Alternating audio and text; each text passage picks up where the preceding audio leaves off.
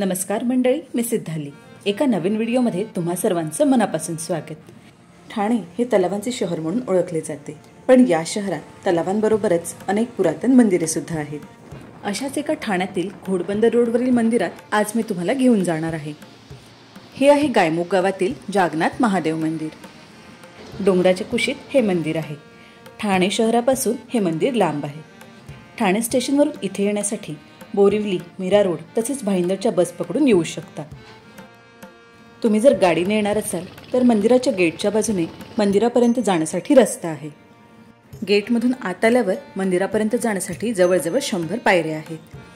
पायऱ्या चढून जाताना दोन्ही बाजूला हिरवीगार झाडी आहे. थोड्या पायऱ्या चढून वर गेल्यावर समोर मंदिर दिसते. या मंदिरात प्रवेश करताना सर्वप्रथम नंदी महाराजांचे दर्शन होते. या मंदिराचा पूर्ण इतिहास मंदिराच्या आवारातील एका बोर्डवर लिहिलेला आहे. मंदिराच्या गाभाऱ्यात प्रवेश करण्यास सक्त मनाई आहे. हे एक जागृत देवस्थान आहे. एका बाजूला गणपती बाप्पा आणि दुसऱ्या बाजूला श्री हनुमानाची मूर्ती आहे आणि समोर आहेत श्री जागनाथ महादेव. पुरातन काळात पंजाबमधील परमपूज्य महान योगी संत श्री बुद्धदेव महाराज इथे येऊन तपश्चर्या करू लागले.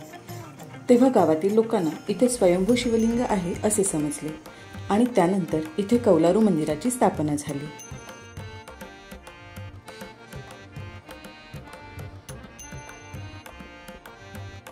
मंदिराच्या आवारात अजून 2 मंदिरे आहेत.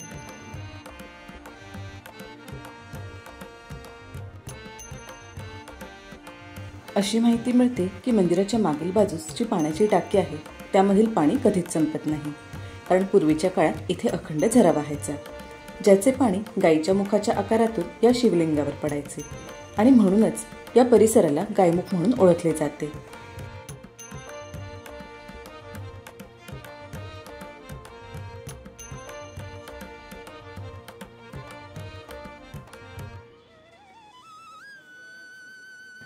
गणपती बाप्पाच्या मंदिराच्या बाजूला हा दिवा अखंड पेटत असतो.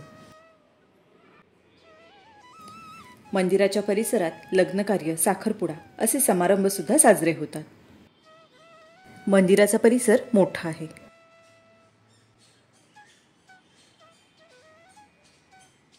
मंदिराच्या समोरच्या बाजूला गायमुख चौपाटी आहे. मंदिराच्या परिसरातून समोर खाडी दिसते.